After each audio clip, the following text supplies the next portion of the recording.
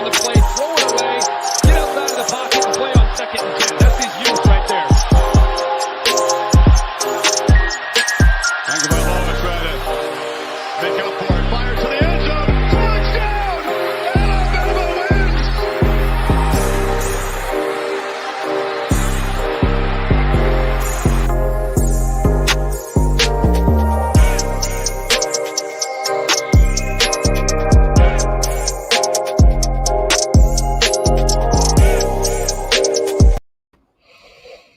Ooh, buddy. Hey, we're back. God, we're always back. It's Tuesday. It's freaking game week. It is. It's Miami hate week. Boy, it just sounds like every Bama fan's great week so far. Because, I mean, there's so many things going on in the news, Bama-wise, with the NFL. Big news coming out of New England. We'll get to that very, very soon. And, of course, game week Saturday in Atlanta against the Miami Hurricanes. Bro, we got a full list of stuff to talk about today. Blake has 2 pages of notes, people. 2 pages of notes. We had a 45-minute show last week, and I had almost like I had a page of notes last week. You had a page of notes. Hey, You had a page. we didn't plan on talking about this, but this has got to be talked about. What about this Bishop Sycamore situation going on, bro? This has got to be the craziest sports scandal that I've ever heard of in my entire life. An online scandal. Dude, like, no school, no classes, ex-JUCO players 19 and up playing a high school team. I mean, that high school IMG Academy is like the premier athlete academy in the entire probably world, honestly. But Jesus, like, man, I don't know what else to say about that, dude. ESPN, I saw ESPN's getting ready to do a huge lawsuit. Yes, sir. You already know Mac Jones. Who? That's one of the craziest things I've ever heard of in sports, period. Like, legitimately. It's freaking insane how they even – I don't even know how that happens. I don't know how it happens. It's honestly absurd. Like, did the Birmingham Iron decide they just said fuck it and decide they're going to go back and play some high school football? Like, we're going to show them they're the best. Let's play the best high school team and get smacked 58-0. Bro, I saw somebody running out of their tunnel, like, pull a groin or a hip or something as he was running out the tunnel. Like, these guys were not ready. They put themselves at risk. They put these guys who are big-time recruits at IMG at risk. Honestly, can you imagine one of the players from IMG going to Alabama or going to Auburn, getting hurt in that game by some bum ex-JUCO player? Like, come on. Man, it was just – I don't understand. Our boy Andrew Holt decided he's going to go play for him. You already know.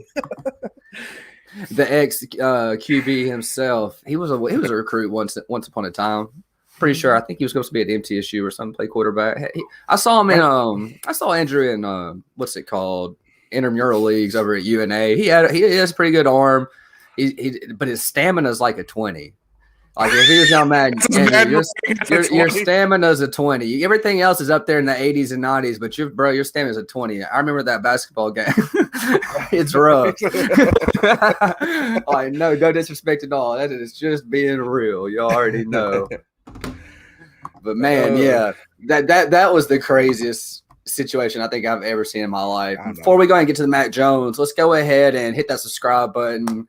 Hit the subscribe, do what you know we got to do so we can get them boosts like we did last week. Speaking of last week, appreciate everybody watching the show last week. We had probably one of our biggest viewerships live that we've had so far, and we can't thank y'all enough for that. Yeah. Hopefully we're going to keep this machine rocking and rolling, and hopefully carry Alabama to another national title. You're damn right. We do appreciate it. That was a crazy week when me and Blake – and the next couple of days after we got done, we just were both shocked at everybody's support for our show. And again, we appreciate it. So, yeah, everybody hit the subscribe, hit the like. If you're listening on Apple or Spotify, wherever you guys get podcasts on the next day, do the same thing. Subscribe, leave us a review, talk to us. If you're here tonight, join in when we start talking about shit. Start joining in. Throw some comments in there. Like our boy Andrew here, like we were just talking about, he might pass out while he's playing for old Bishop Sycamore, but he's going to have numbers on the stat sheet. Numbers. He's got that clutch factor, baby. Just the 20 stamina's killing him. Shout out our boy Steven over at No Horsing Around podcast. Man, I only take part of the credit. Block. Man, you can't even spell my name right. Like, I'm taking your comment off. I'm embarrassed. I didn't even put that up to begin with. I should have vetted. That was about as good as vetted as Bishop Sycamore was with ESPN. I mean, God, I should never put that up there. Anyways, let's talk about the hot topic that just came out now. Let's talk about what broke the internet today after last night. Mac Jones. Mac who? Mac freaking Daddy Jones. The Joker. That's right. The New England Patriots. People.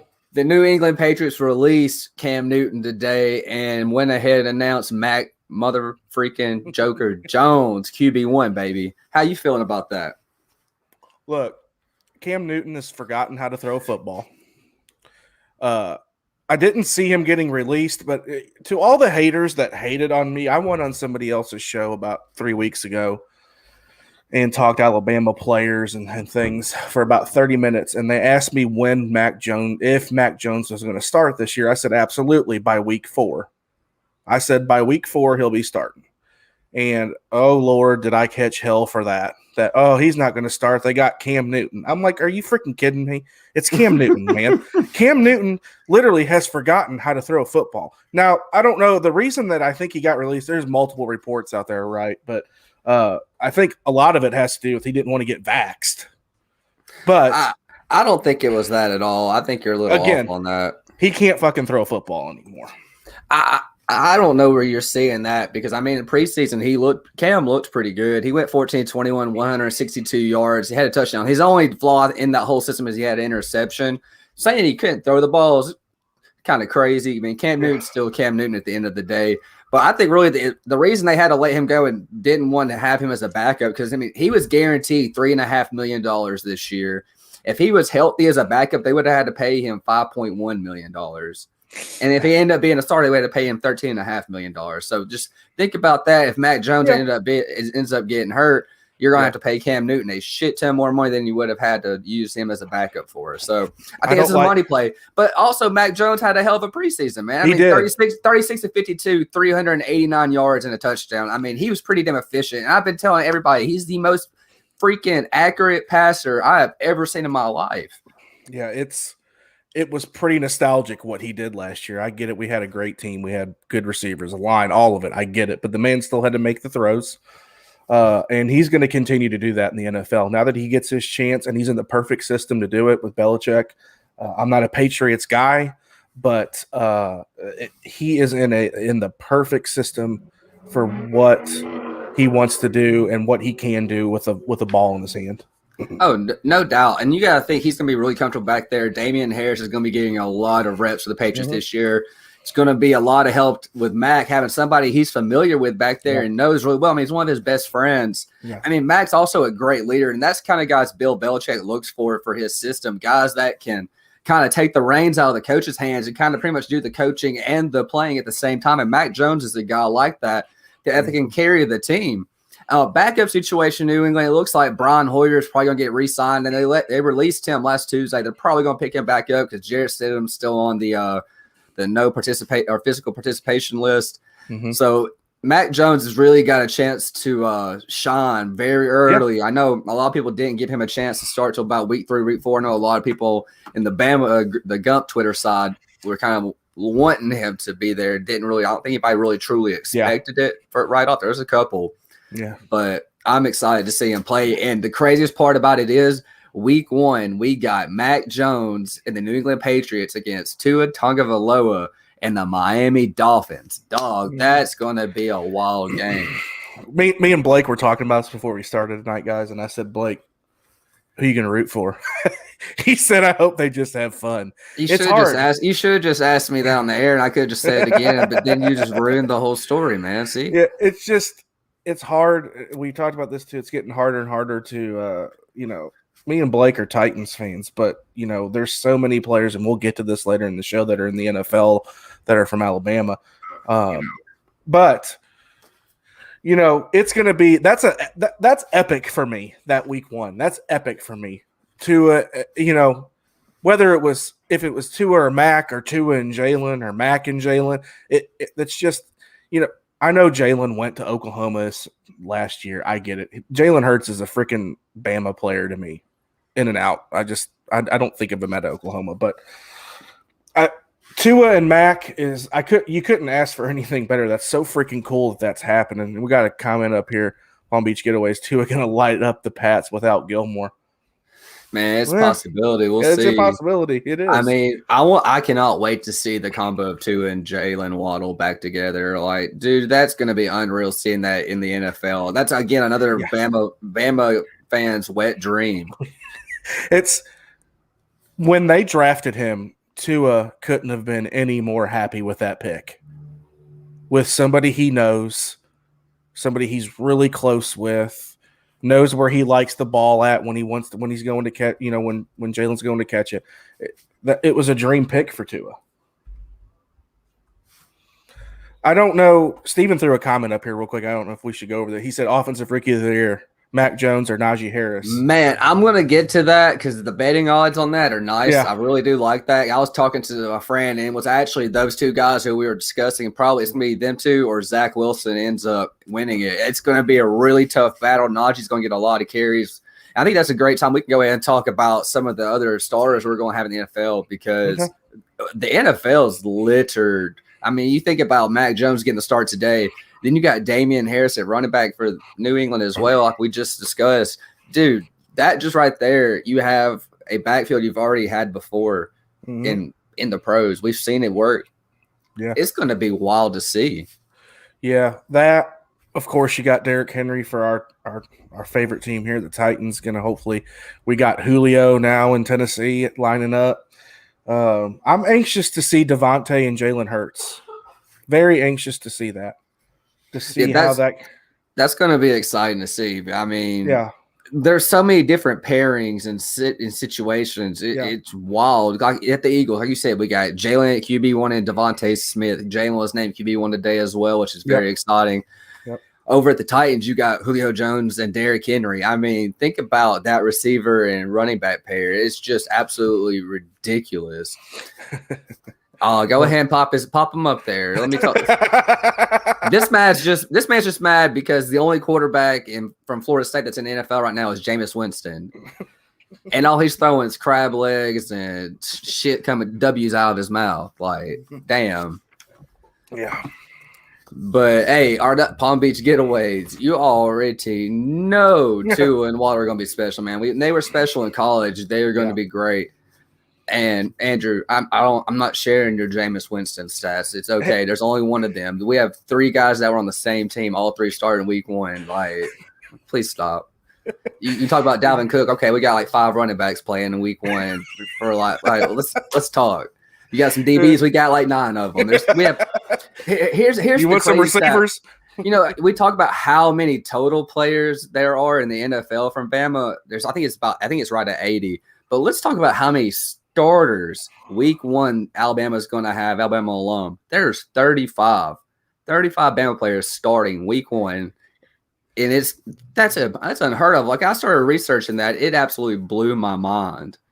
Yeah, I was sitting here. I just saw Palm that. Beach Getaways. FSU's recruiting quarterbacks from Bishop Sycamore. Dear Jesus. That must be their pipeline. That's what's been going on with them lately. That makes a lot of sense. But, yeah, dude, that's unreal. 35 guys. I tried to sit here and think when you told me that. I tried to sit here and think if I could name – there's no way I can. But that is crazy to think of, man. We talked about that too. Like, Nick Saban has more first-round draft picks than losses in his career at Alabama. Just produces talent. And Andrew's on fire tonight, isn't he? He must have a lot of time on his hands right now if he's watching us right now. Like, roll tide, Andrew. Go ahead. I got you a Bama shirt I can send you. Hey, can I get a discount on Palm Beach Getaways? Hey, hook our boy up, Andrew, with a trip. He needs a trip in the worst of ways. Hook this man up. I mean, hey, shout out Andrew for winning the Michelob Ultra Care package, getting 300 retweets this past week. That was nice. Well, 71 of your followers. Yeah. I don't really know, man, what else to say about how we just put talent in the NFL. I mean, besides we do it every single year. It is Nick Saban. But what else? What else you want to talk about Bama in the NFL? I wanted to play a game with you. I'm going to pick a team, and I'm Okay. going to see if you can name which week 1 starters are on this teams. Oh, Jesus. Okay. I'm going to start it off easy for you. All right. The Tennessee Titans. Julio and Derek. Mm-hmm. And is there somebody on defense? There's one more. Is it Rashaan Evans? It is Rashaan Evans, 3 for 3. Ding! I wish I had my little dinger out. All right. Team number 2, the Cleveland Browns. There's 3. Okay. Mac Wilson. Mm-hmm. Oh shit, the Browns. Jedrick Wills. Mm-hmm. And who am I missing? The Browns. Come on. You can do it. You can do it. It's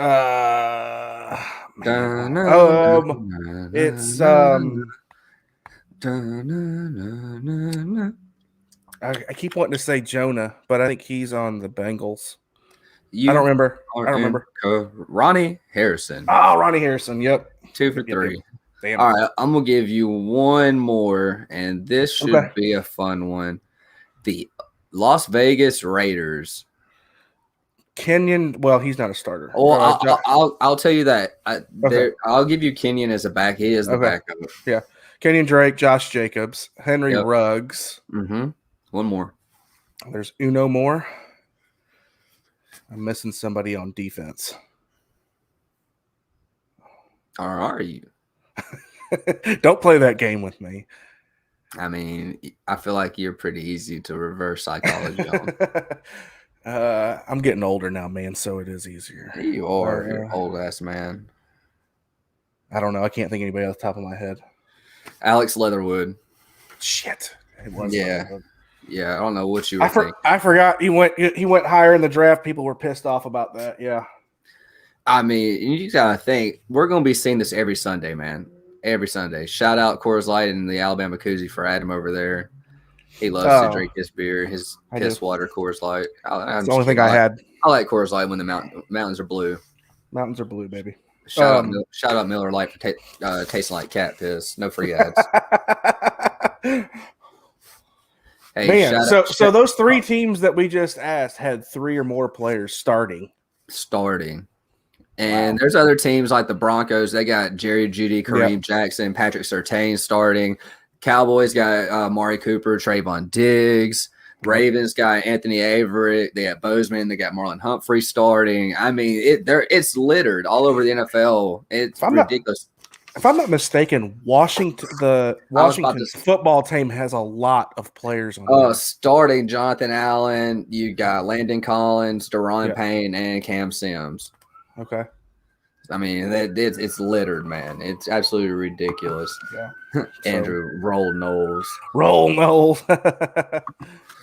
Shout out to our resident Miami fan who threw up the U on our Twitter, and I threw the U upside down back at him. Yeah. I hope you're ready for a very long Saturday turnover chain, because your turnover chain is going to be in a box sitting at home, not being used.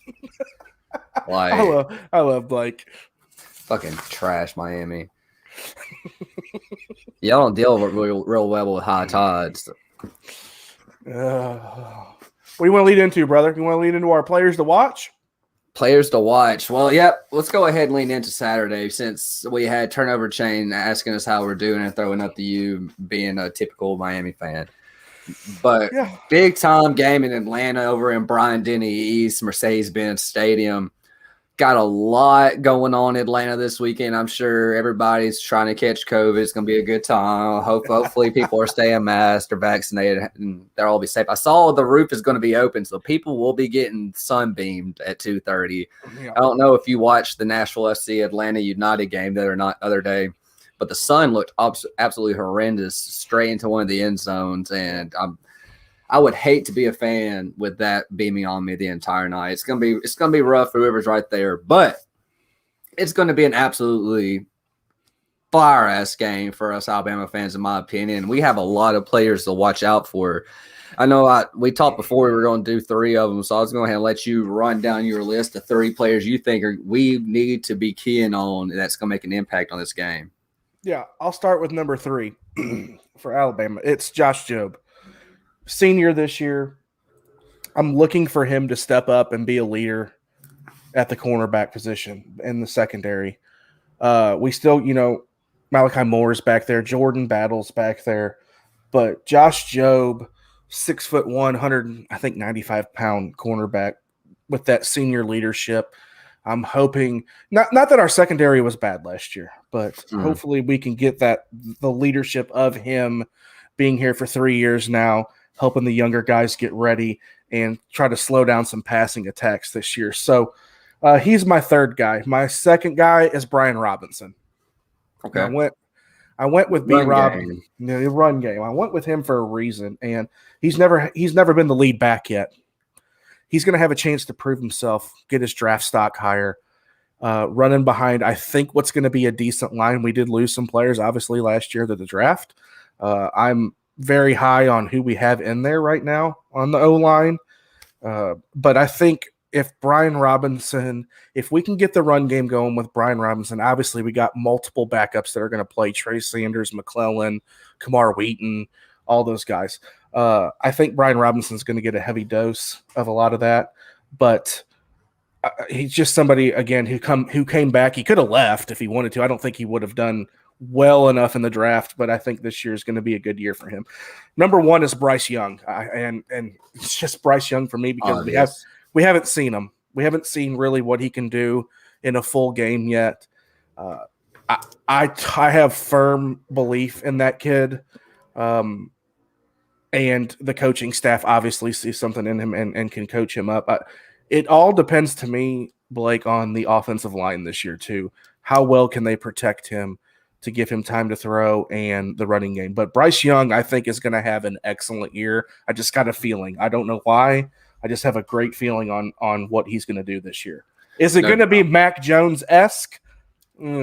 I mean, there's only one Mac Jones. Let's be honest about that. But then I don't think anybody's ever going to reach the level of Mac Jones did last season. They're just untouchable. Yeah. But I'm going to start my number 3 off too on the defensive side of the ball with Jordan Battle over at safety. I mean, he's a bigger guy, 6'1", 210. He made a really good jump last year from the year before. 2019, he only had about 30 tackles. 2020, guy came out, had 66 total tackles with an interception. Really is going to have to make a stand on Saturday and early on make sure King cannot get the ball deep, can't get to his receivers. He's going to have to have his keys read at all times. Mm-hmm. Number 2 is the transfer from Tennessee, Henry To'oTo'o. I mean, this linebacker with him and Christian Miller, it's going to be a beast of an inside. I'd hate to be any running back running through between the A and B gap trying to take on him because that dude's a force. Yeah. I mean, 72 tackles in 2019, 76 in 2020. The dude gets to the ball, and he does his job very well. I think he's a perfect addition to this team. He's going to be a guy Saturday that's going to make a difference very, very fast and very quick. And then number 1 is kind of more of a sleeper to watch for is JoJo Earl, the freshman wide receiver. Smaller guy, 5'10", 170, but a lot of people I've seen kind of say he's our next Jalen Waddle. The guy can freaking fly, and he can catch the ball. That's going to be crucial with all the loss of receiver that we had this past season.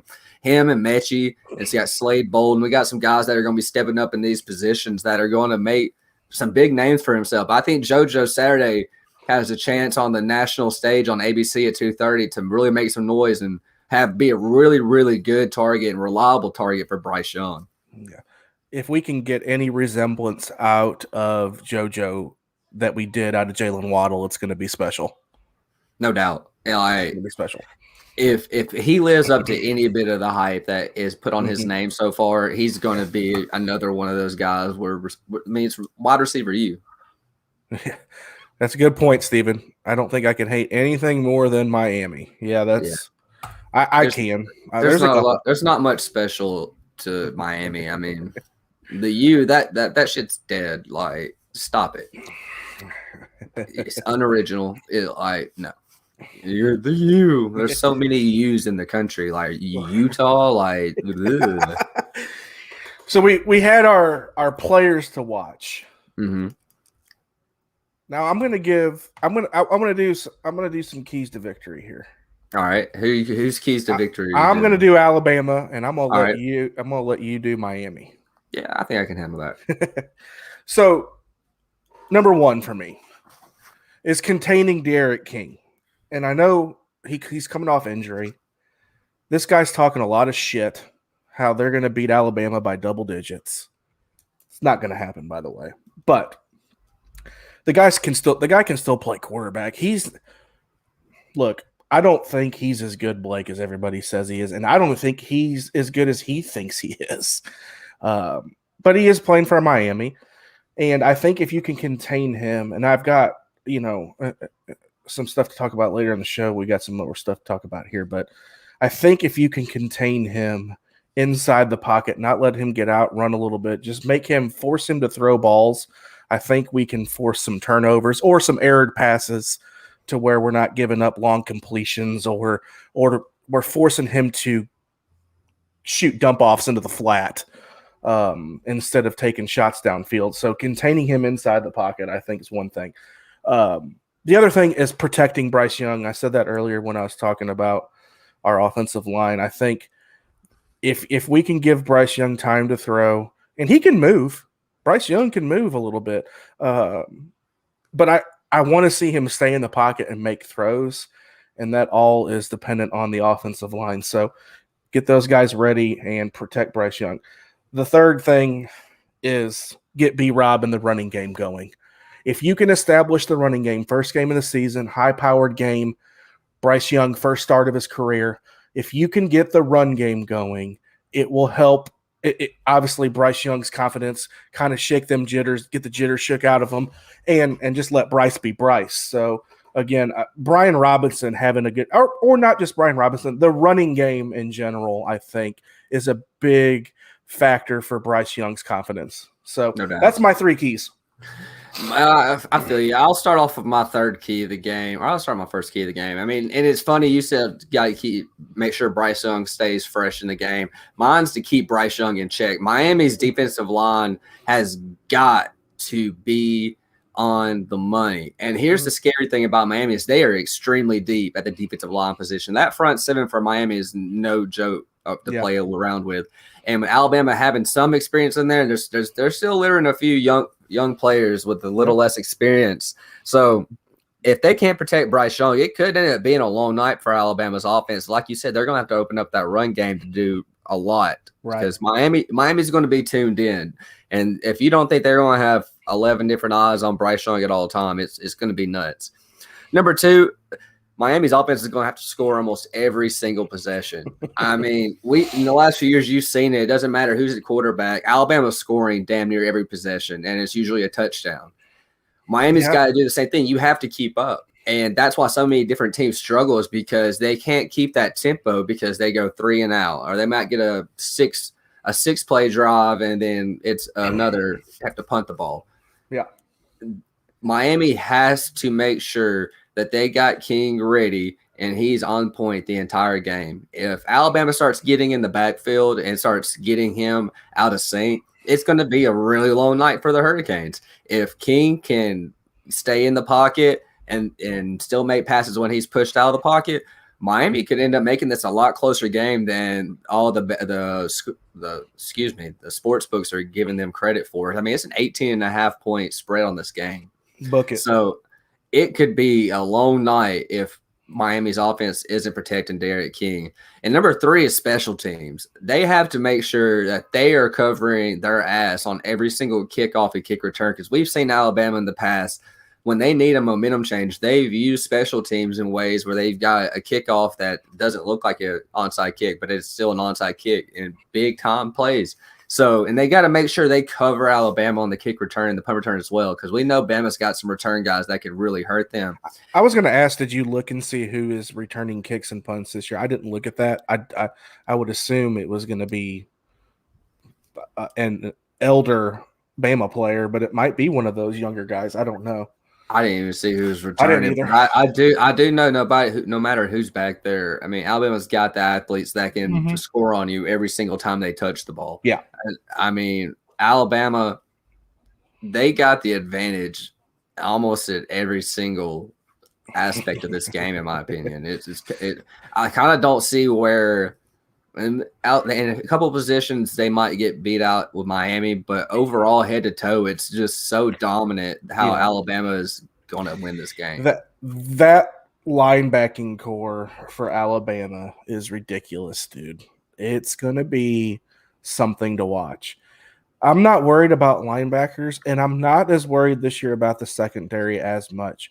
I'm more worried about getting to the quarterback from the defensive line, just to see if we can, and maybe Henry can get in there. I've got some. We got something a little bit later. I think we're going to go over, but that I think is going to help. But yeah, I think that linebacking core is going to be the shit. Right. Steven doesn't want it to be close.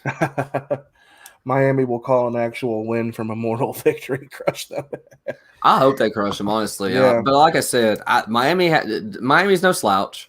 We talk a lot of shit. Miami's no slouch. We don't want to give them any poster board material before Saturday. Because I guarantee you, there's so many Miami people listening to Bama Lounge besides Turnover Chain over here throwing up the U like a dumbass. You said you gave your keys. What gives you an edge? What's the edge to Alabama winning for you? It's every aspect of the game, and it's all because of Nick Saban. And I mean, it's the way he outlines his day. Like, this man's planning out his week 2 weeks ahead of time. Yeah. Like, he doesn't wait to do things. The guy has a plan, has a process, knows how to do it, treats it like a business, and guess what? It shows results. I mean, Alabama wins national championships. They win big games like this every single year. That's why Mercedes-Benz same as Bryant Diddy East. Alabama has been so dominant in Atlanta. And on top of that, they're wearing the white jerseys on Saturday, those beautiful, beautiful, icy road whites. And I don't see Bama losing in those. It doesn't happen very often, if at all. Nick Saban, he's got the plan. He's got the blueprint. Run with it. I literally put on my sheet Alabama's advantage, coaching and player development.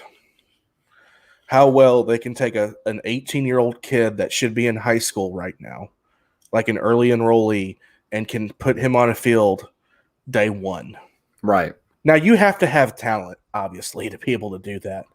But a lot of coaching goes into that too, and trust to be able to put somebody on the field like that. So that was literally what I put. Coaching and player development was my edge. I mean, it's pretty much what we said the same thing. But I know. That's why I was just kind of echoing. It's all good. Breakout star for week 1. All right, Adam. We've talked about a lot of guys. Who is your number one guy that's going to break out and really show out on Saturday? Okay. So this is what I was talking about. It's not going to be anybody I've talked about tonight at all. Wow. Shocker. I thought you were going to say Bryce Young. No, I'm not. Your usual I am going nose guard, DJ Dale. Okay. And that goes back to, like I said, I was worried about linebackers. I wasn't worried about secondary. If DJ Dale can get through the line, disrupt the passing game, make Eric King, you know what I mean? That was that whole containing D'Eriq King thing. Get to him, maybe get a sack or two, or just get to the quarterback and make D'Eriq King uncomfortable. I think DJ Dale is going to do that. I think he's going to have 4 or 5 quarterback hurries. What's the comment? This man called you an elephant. Hey, what do you say? The U is unoriginal. Laugh my ass off. You've never seen any elephants in Alabama. You obviously never been to a zoo. Mm-hmm. There's a zoo in Birmingham. Plenty of elephants. Thanks, sure. Man. Thanks. Appreciate it. Roll Tide. Yeah, cool story, bro. But anyway, DJ Dale.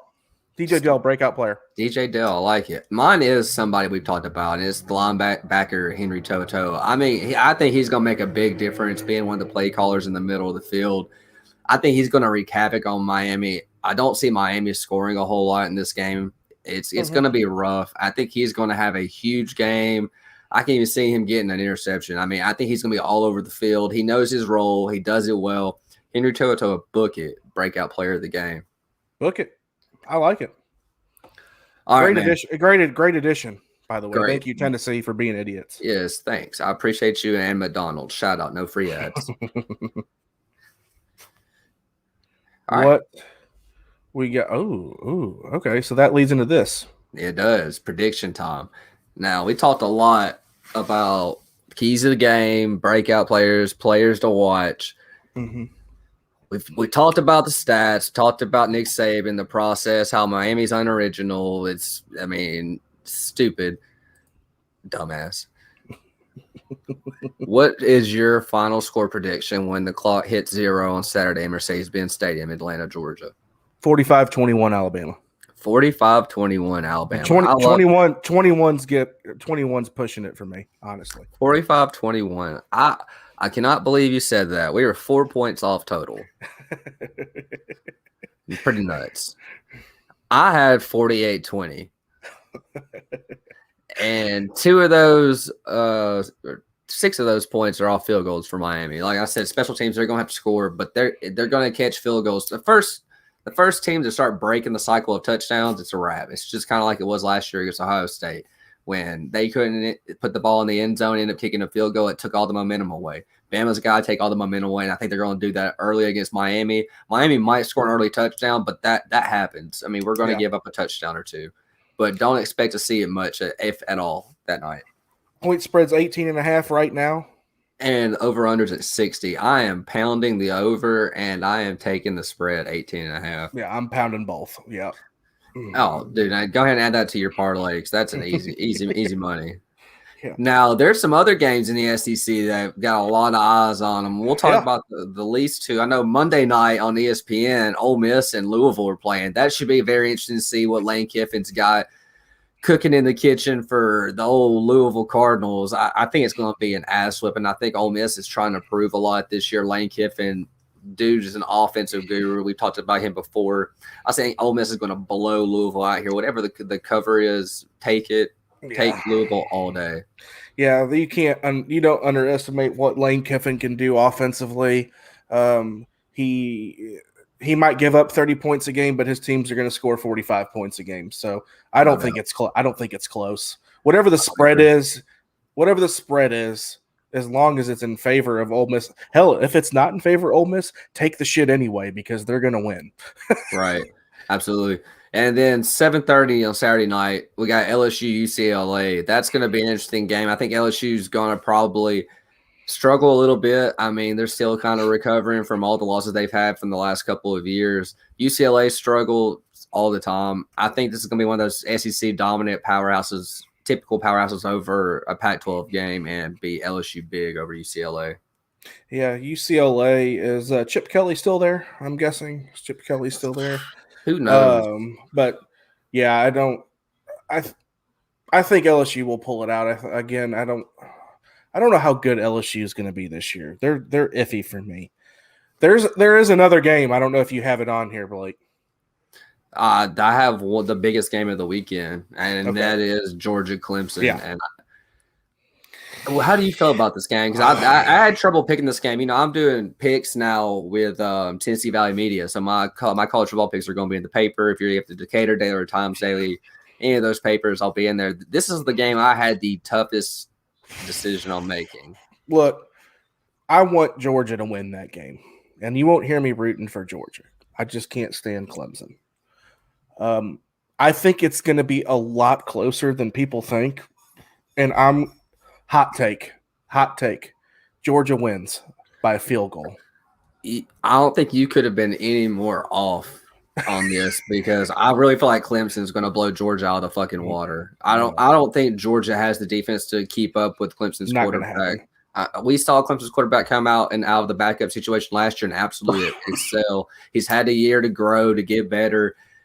Georgia is Georgia. They're going to choke. They choke in big games like this. They don't make it to the promised land for a reason because they have no idea. None of them guys were even born last time Georgia won a natty. They choke late. I think they're going to choke early and often this year. I think Georgia's one of the most overrated teams in the SEC this year. I really think they're going to get exposed on Saturday. We shall see, Balake. Okay, book it right now. 42-6. God Clemson. damn. No way. No way. Too easy. If it is, I don't know what I'll do for you, but I'll do something. Hey, let's Four. talk. We can talk a little bit on the rookie of the year too. I know Steven asked Oh, about yeah. that too. Yeah. Najee Harris and Mac Jones. Najee Harris is plus 800. Mac Jones is plus 600 right now. I want to take both of them honestly because I think either one is a pretty good solid pick. I think Zach Wilson over in New York with the Jets. I don't think he's going to be much. He doesn't have much to play with. It's just there's nothing attractive about it compared to the factor of Najee Harris being a starting running back. Yeah. And then Mac Jones, a former Bama guy who's, like I said, one of the most accurate quarterbacks in the history of the game, if not the most accurate, is going to absolutely ball out this year. If before today's news broke, I would have booked Najee 100%, put it all on him. No doubt.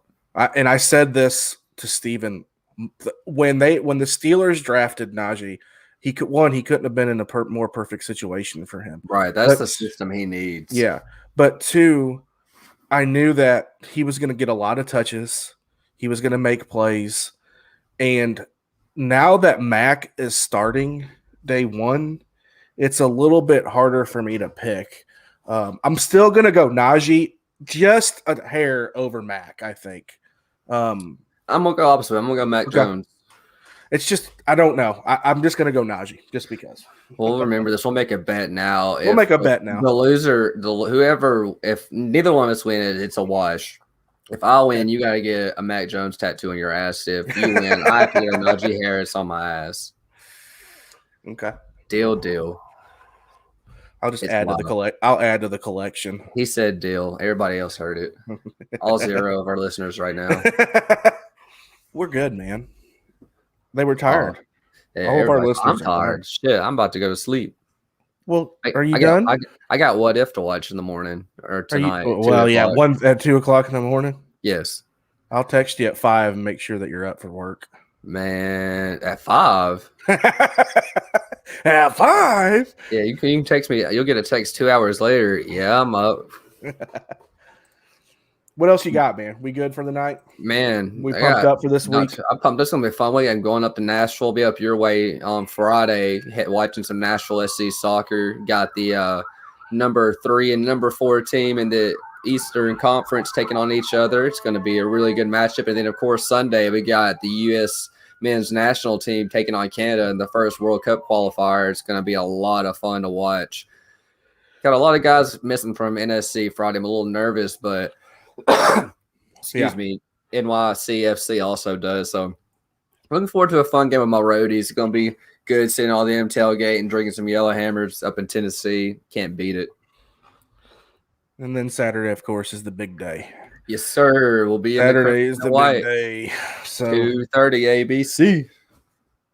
Again, we say at every show beginning, and we appreciate everybody that watches, listens, downloads, subscribes, whatever the hell you do for us. We 100% appreciate everything. Please, please, please subscribe, share, review, subscribe, unsubscribe, subscribe again. Yeah. Blake likes to do that. He Yeah, likes to get our algorithm. It helps everybody. And we'll be back next week, guys. Next Tuesday, we'll recap Miami and then look ahead to that our next game. So I'm good, brother. I'm pumped. I'm good. I'm roll tide, bro. I'm so ready. I'm about to get my Alabama scarf, put it up in the air, sing some Roll Tide, Roll Sweet Home Alabama. Yay, Alabama. It's about to get cranking, rocking, and rolling, baby. I'm ready. All right, brother. Roll Tide. Roll Tide. See you soon.